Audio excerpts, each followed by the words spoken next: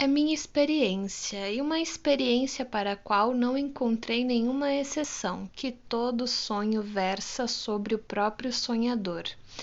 Os sonhos são inteiramente egoístas, sempre que meu próprio ego não aparece no conteúdo do sonho, mas somente alguma pessoa estranha, posso presumir com segurança que meu próprio ego está oculto por identificação por trás dessa outra pessoa.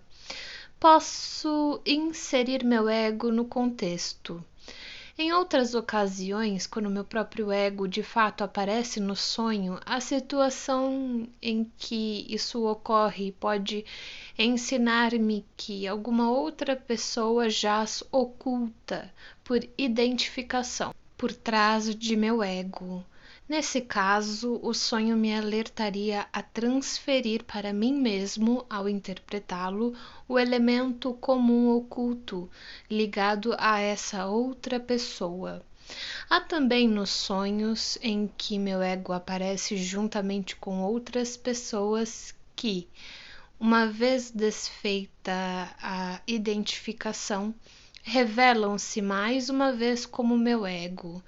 Essas identificações então, me possibilitariam pôr em contato com meu ego certas representações cuja aceitação fora proibida pela censura. Assim, meu ego pôde ser representado num sonho várias vezes, ora diretamente, ora por meio da identificação com pessoas estranhas. Por meio de várias dessas identificações, torna-se possível condensar um volume extraordinário de material do pensamento.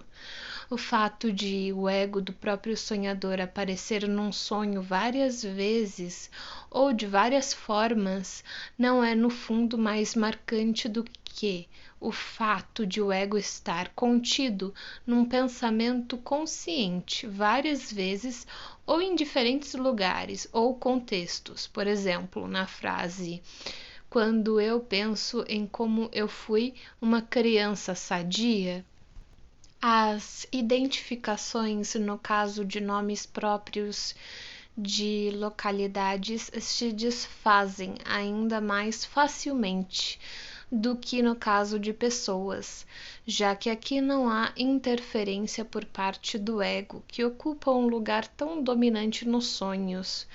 Num de meus sonhos sobre Roma, o lugar em que me encontrava chamava-se Roma, mas eu ficava atônito com a quantidade de cartazes em alemão na esquina de uma rua. Esse segundo ponto era uma realização de desejo que imediatamente me fez pensar em Praga, e o próprio desejo talvez datasse de uma fase nacionalista alemã pela qual passei durante minha juventude, mas que depois superei. Na ocasião em que tive o sonho, havia uma perspectiva de eu encontrar meu amigo Flies em Praga, de modo que a identificação de Roma e Praga pôde ser explicada como um elemento desejante comum. Eu preferiria encontrar meu amigo em Roma e gostaria de trocar Praga por Roma para fins desse encontro.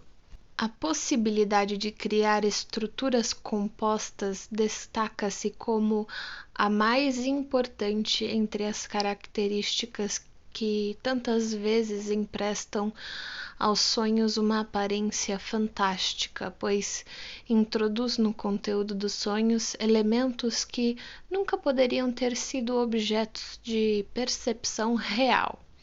O processo psíquico de construir imagens compostas nos sonhos é, evidentemente, o mesmo de quando imaginamos ou retratamos um centauro ou um dragão na vida de vigília.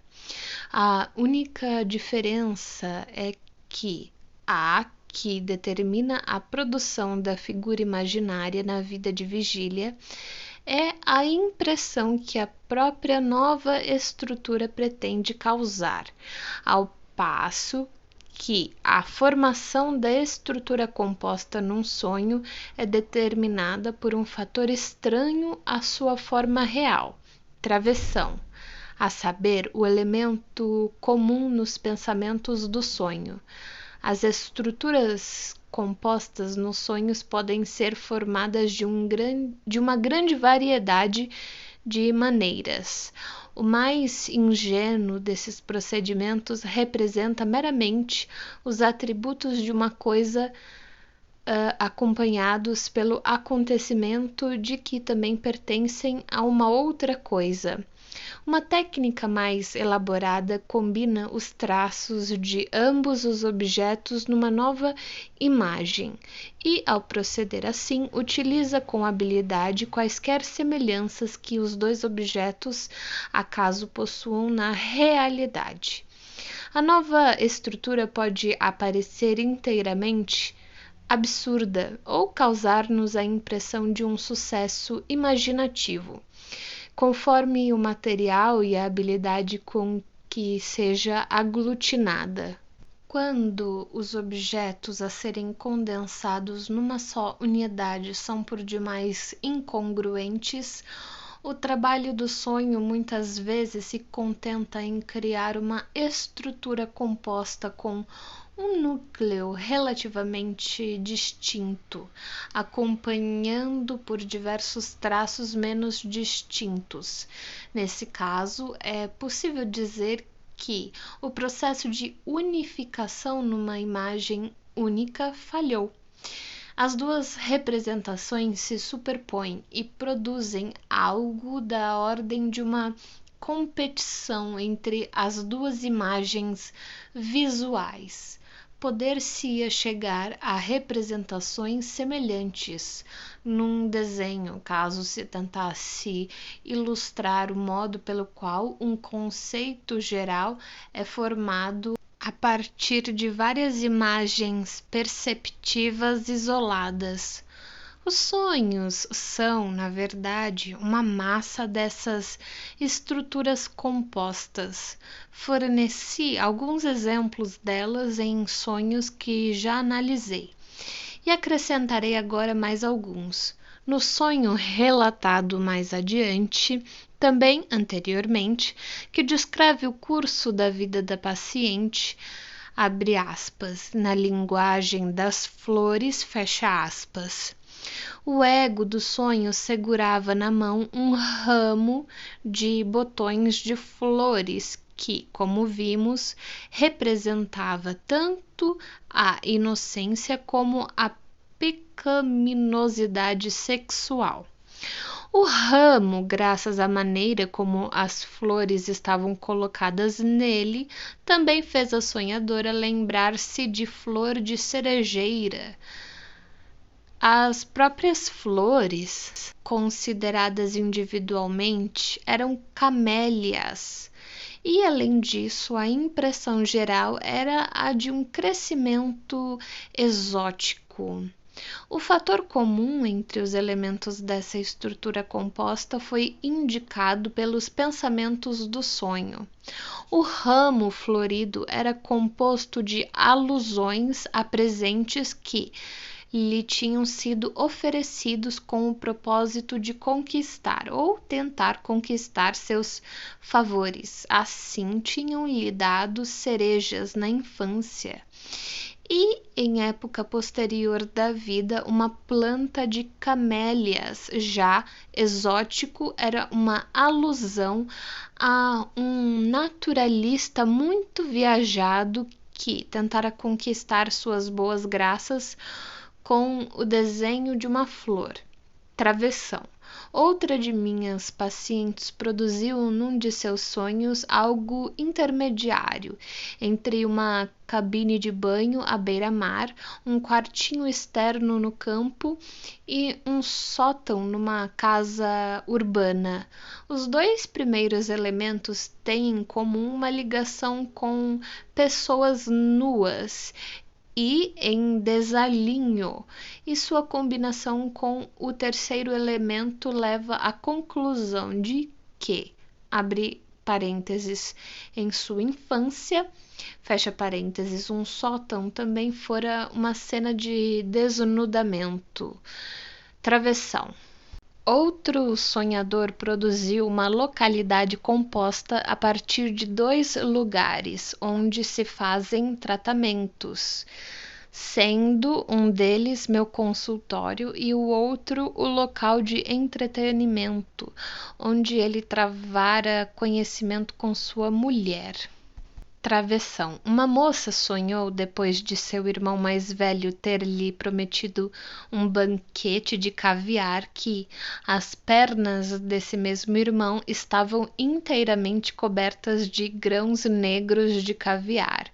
O elemento de, entre aspas, contágio, abre parênteses, no sentido moral, fecha parênteses, e a lembrança de uma erupção em sua infância que lhe cobrira inteiramente as pernas de manchas vermelhas em vez de negras, tinham se combinado com os grãos de caviar num conceito novo, travessão. A saber o conceito, abre aspas, o que ela pegara de seu irmão, fecha aspas. Nesse sonho, como em outros, a parte do corpo humano foram tratadas como objetos.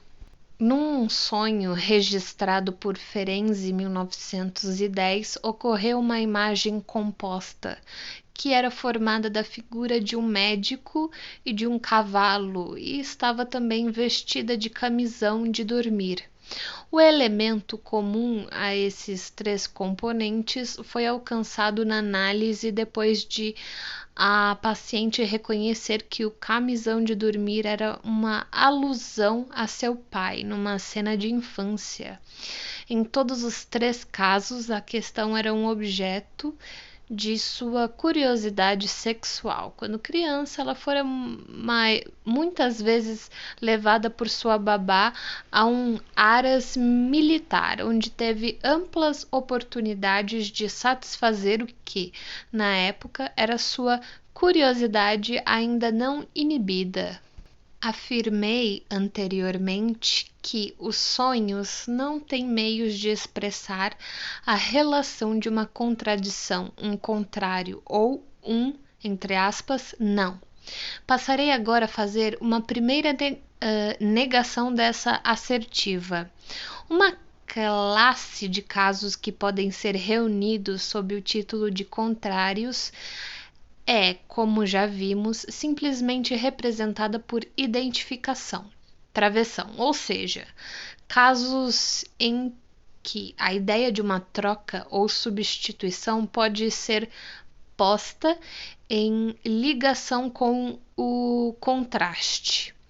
Apresentei vários exemplos disso. Outra classe de contrários nos pensamentos do sonho que se enquadram numa categoria que pode ser descrita como pelo contrário, entre aspas, ou, entre aspas, justamente o inverso, penetra nos sonhos da seguinte maneira notável, que quase merece ser descrita como um xiste.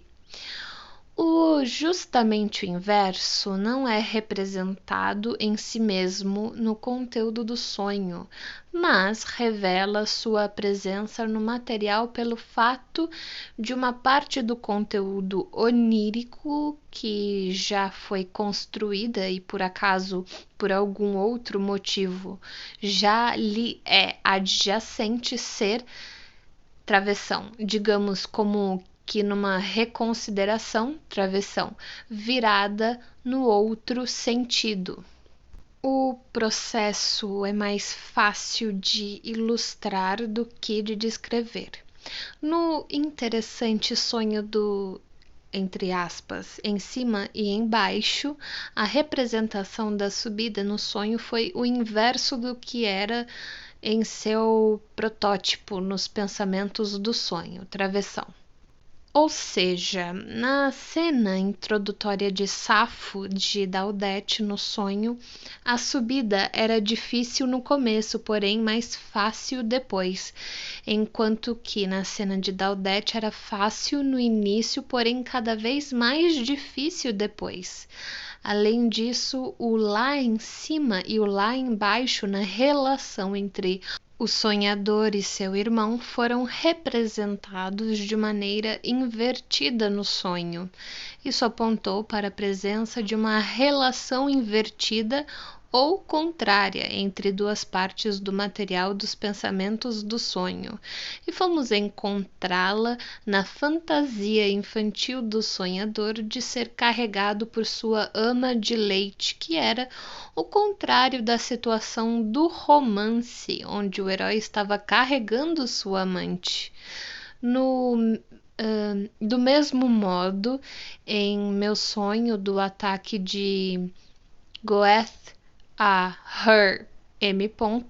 Existe justamente o inverso semelhante, que tem de ser posto em ordem antes que o sonho possa ser interpretado com êxito. No sonho, Goethe fazia um ataque a um jovem, Her M. Na situação real, contida nos pensamentos do sonho, um homem importante, meu amigo Flies, fora atacado por um jovem escritor desconhecido. No sonho, fiz um cálculo baseando-me na data de morte de Goethe. Na realidade, o cálculo fora feito a partir do ano de nascimento do paciente paralítico. O pensamento que se revelou decisivo nos pensamentos do sonho foi uma contradição da ideia de que Goethe deveria ser tratado como se fosse um lunático, abre aspas, justamente o inverso, fecha aspas. Disse, abre colchetes, o sentido subjacente de, fecha colchetes. O sonho, abre aspas, se você não compreende o livro, é você. Entre colchetes, o crítico, que é um débil mental e não o autor, fecha aspas. Penso, além disso, que todos esses sonhos de virar as coisas ao contrário incluem uma referência às implicações desdenhosas da ideia de, abre aspas, voltar as costas a alguma coisa, fecha aspas. Por exemplo, o virar as costas do sonhador em relação a seu irmão no sonho de Safo. É relevante observar, além disso, o quanto é frequente a inversão empregada precisamente nos sonhos oriundos de impulsos homossexuais recalcados. Aliás, a inversão ou transformação de uma coisa em seu oposto é um dos meios de representação mais favorecidos pelo trabalho do sonho e é passível de utilização nos sentidos mais diversos. Ela serve, em primeiro lugar, para dar expressão à realização de um desejo em referência a algum elemento específico dos pensamentos do sonho. Abre aspas. Ah, se ao menos tivesse sido ao contrário, fecha aspas. Esta é muitas vezes a melhor maneira de expressar a reação do ego a um fragmento desagradável da memória. Além disso, a inversão tem uma utilidade muito especial como auxílio à censura, pois produz uma massa de distorção do material a ser representado, e isto tem um efeito positivamente paralisante, para começar, sobre qualquer tentativa de compreender o sonho. Por essa razão, quando um sonho se recusa obstinadamente a revelar seu sentido, sempre vale a pena ver o efeito de inverter, em particular, alguns elementos de seu conteúdo manifesto, depois do que toda a situação com frequência torna-se logo evidente. E, independentemente da inversão do assunto, a inversão cronológica não deve ser negligenciada. Uma técnica bastante comum da distorção do sonho consiste em representar o resultado de um acontecimento ou a conclusão de uma cadeia de ideias no início de um sonho e em colocar em seu final as premissas em que se basearam a conclusão ou as causas que levaram ao acontecimento. Quem quer que deixe de ter em mente esse método técnico adotado pela distorção onírica ficará inteiramente perdido quando se deparar com a tarefa de interpretar um sonho. Em alguns casos, de fato, só é possível chegar ao sentido de um sonho depois de se ter efetuado um bom número de inversões de seu conteúdo sob vários aspectos.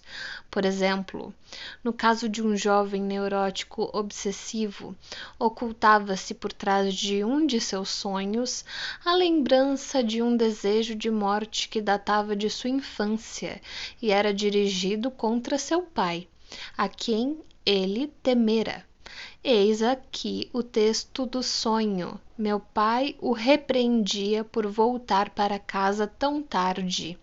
O contexto em que o sonho ocorreu no tratamento psicanalítico e as associações do paciente mostraram, contudo, que as palavras originais deviam ter sido que ele estava com raiva do pai e que, em sua opinião, o pai sempre voltava para casa cedo demais, ou seja, muito antes do tempo.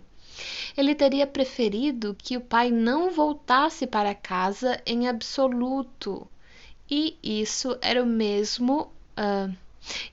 a mesma coisa que um desejo de morte contra o pai.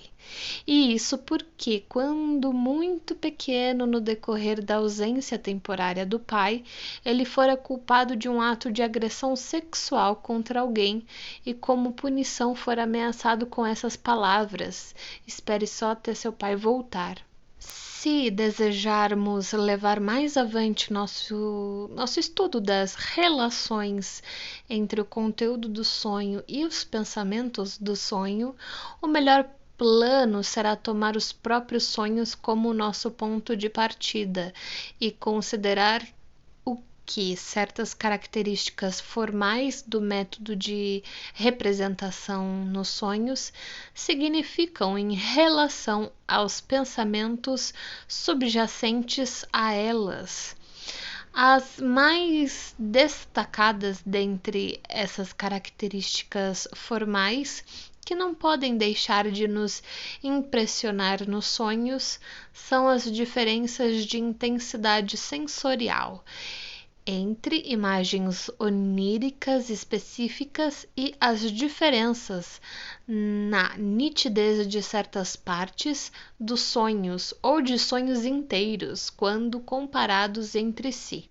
As diferenças de intensidade entre imagens oníricas específicas abrangem toda a gama que se estende desde uma nitidez de definição que nos sentimos inclinados, sem dúvida injustificadamente, a considerar como maior do que a da realidade, e um irritante caráter vago que declaramos ser característico dos sonhos, porque não é inteiramente comparável a nenhum grau de indistinção que jamais percebemos nos objetos reais. Além disso, em geral, descrevemos uma impressão que tenhamos de um objeto indistinto num sonho como fugaz, enquanto sentimos que as imagens oníricas, que são mais nítidas, foram percebidas por uma extensão considerável de tempo. Surge então a questão de investigar no material dos pensamentos do sonho o que é que determina essas diferenças na nitidez das partes específicas do conteúdo de um sonho? Devemos começar por contrariar certas expectativas que quase inevitavelmente se apresentam. Como o material de um sonho pode incluir sensações reais experimentadas durante o sono, é provável que se presuma que estas ou os elementos do sonho delas oriundos recebem destaque no conteúdo do sonho, aparecendo com intensidade especial ou de forma inversa, que o que quer que seja muito especialmente nítido num sonho pode ser rastreado até sensações reais durante o sono. Em minha experiência, porém, isso nunca foi confirmado. Não se constata que os elementos de um sonho derivados de impressões reais no decorrer do sono, abre parênteses, ou seja, de estímulos nervosos, fecha parênteses, se distinguam por sua nitidez de outros elementos que surjam de lembranças. O fator da realidade não tem importância alguma na determinação da intensidade das imagens oníricas. Do mesmo modo, poder-se-ia esperar que a intensidade sensorial, ou seja, a nitidez das imagens oníricas específicas, estivesse relacionada com a intensidade psíquica dos elementos nos pensamentos oníricos correspondentes a elas. Nestes últimos, a intensidade psíquica coincide com o valor psíquico. Os elementos mais intensos são também os mais importantes, travessão, os que formam o ponto central dos pensamentos do sonho. Sabemos, é verdade, que são estes precisamente os elementos que, em virtude da censura em geral, não conseguem penetrar no conteúdo do sonho. Não obstante, é bem possível que seus derivados imediatos que os representam no sonho tivessem um grau mais elevado de intensidade, sem por isso constituir necessariamente o centro do sonho. Mas também essa expectativa é frustrada pelo estudo comparativo dos sonhos e do material de que derivam. A intensidade dos elementos de um não tem nenhuma relação com a intensidade dos elementos de outro. O fato é que ocorre uma completa transposição de todos os valores psíquicos, na expressão de Nietzsche, entre o material dos pensamentos oníricos e o sonho. Muitas vezes um derivado direto daquilo que ocupa uma posição dominante nos pensamentos do sonho só pode ser descoberto precisamente em algum elemento transitório do sonho que é muito ofuscado por imagens mais poderosas. A intensidade dos elementos de um sonho mostra ter uma outra determinação, travessão, e por dois fatores independentes. Em primeiro lugar, é fácil ver que os elementos pelos quais a realização de desejos se expressa são representados por especial intensidade. E, em segundo, a análise mostra que os elementos mais nítidos de um sonho constituem o ponto de partida das mais numerosas cadeias de ideias, travessão, que os elementos mais nítidos são também aqueles que possuem o maior número de determinantes. Não estaremos alterando o sentido dessa asserção de base empírica se a enunciarmos nestes termos. A intensidade máxima é exibida pelos elementos de um sonho em cuja formação se despendeu o maior volume de condensação. Podemos esperar que, eventualmente, venha a ser possível expressar esse determinante e outro, isto é, a relação com a realização de desejo numa única fórmula. O problema de que acabo de tratar, travessão, as causas da maior ou menor intensidade ou clareza de certos elementos de um sonho, travessão, não deve ser confundido com outro problema, que se relaciona com a clareza variável de sonhos inteiros ou de partes de sonhos. No primeiro caso, a clareza contrasta com a indeterminação, mas no segundo contrasta com a confusão. Não obstante, não se pode duvidar de que o aumento e a redução das qualidades nessas duas escalas correm paralelamente. Uma parte de um sonho que nos pareça clara geralmente conterá elementos intensos.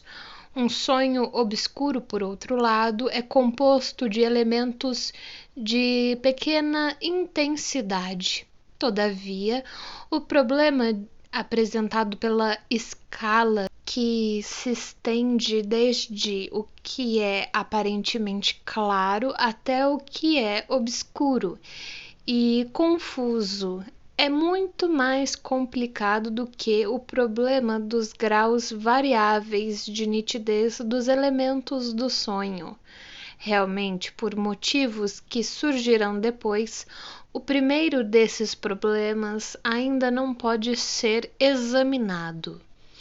Em alguns casos, verificamos, para nossa surpresa, que a impressão de clareza ou indistinção fornecida por um sonho não tem absolutamente nenhuma relação com a constituição do próprio sonho, mas decorre do material dos pensamentos oníricos e é parte integrante dele. Assim, lembro-me de um sonho que me causou a impressão, quando acordei, de ser tão particularmente bem construído, impecável e claro que, ainda meio tonto de sono, pensei em introduzir uma nova categoria de sonhos que não estariam sujeitos aos mecanismos de condensação e deslocamento, mas deveriam ser descritos como fantasias durante o sono. Um exame mais atento provou que essa raridade entre os sonhos exibia em sua estrutura as mesmas lacunas e os mesmos defeitos de qualquer outro. E, por essa razão, abandonei a categoria de fantasias oníricas. O conteúdo do sonho, uma vez obtido, representou-me expondo a meu amigo Flies uma teoria difícil e há muito buscada sobre a bissexualidade. E o poder de realização de desejos do sonho era responsável por considerarmos essa teoria, que aliás não foi fornecida no sonho, como clara e impecável. Assim, o que eu tomara por um julgamento sobre o sonho concluído era, na realidade, uma parte e, a rigor, a parte essencial do conteúdo do sonho. O trabalho do sonho tinha, nesse caso, usurpado, por assim dizer, meus primeiros pensamentos de vigília e me transmitira como um julgamento sobre o sonho a parte do material dos pensamentos oníricos que ele não tinha conseguido representar com exatidão no sonho. Certa vez deparei com uma contrapartida exata disso no sonho de uma paciente no decorrer da análise. De início, ela se recusou inteiramente a contá-lo a mim, abre aspas, porque era muito indistinto e confuso, fecha aspas. Finalmente, em meio a repetidos protestos de que não tinha nenhuma certeza de que seu relato fosse correto, ela me informou que várias pessoas tinham entrado no sonho, travessão. Ela própria, o marido e o pai, travessão. E que era como se ela não soubesse se seu marido era seu pai ou quem era seu pai, ou algo dessa espécie. Esse sonho, considerado juntamente com suas associações, durante a sessão analítica, mostrou sem dúvida que se tratava da história algo comum da criada que era obrigada a confessar que estava esperando um bebê, mas estava incerta quanto a quem era realmente o pai da criança. Logo, também nesse caso, a falta de clareza exibida pelo sonho era parte do material que a instigara, ou seja, parte desse material estava representada na forma do sonho, a forma de um sonho ou a forma como é sonhado, é empregada com surpreendente frequência para representar seu tema oculto.